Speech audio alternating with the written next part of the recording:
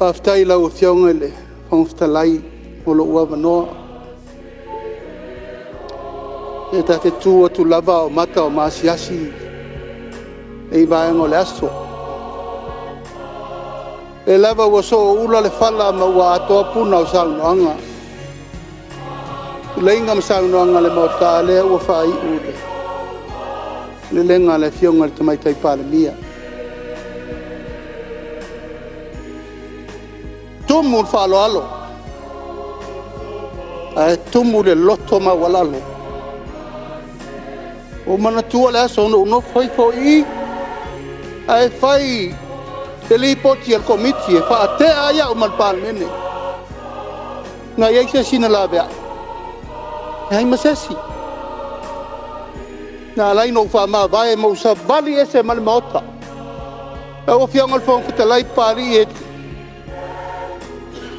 e fai ngo fieti nga ia na ngo le mata fa yo tonu ale no savali e fo o le fesilingi o lo fai atu o le afi mo li lima sulu afi ala me la fa le tolu se la wa fel malo sa fesilingi ai lo wa mi tonu sa le unga e besa uyo lea pari e abatu la ufio ngol fo stelai ye me po a lunga o tatou fevesia inga tu mau lo Faailoa ia te oe tu mau aisa o le no o tu silima ia e taitai la tunu matou ne no fatu fai le na lo fina ngalo le so o talia ma lo nganga Faailoa ai mo li mau le tunu ina ngalo na fai e taitai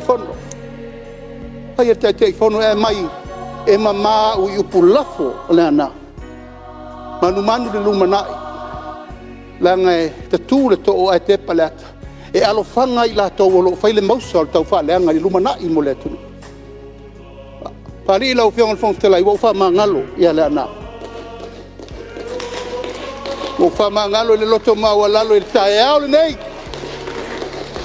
lenei e inu popo ngam fa intama le o ona le mele alu ai se ai alofa i la ua fionga le whangwhtalai. Ma u Faailoa le tal sanga le tamaitai palemia. Ai ma wale file mbu o le palemene. Ai mai se refa fonga mai Samoa ATUA. Lau tu malo, to artai. Lau Faailoa na mai e te au.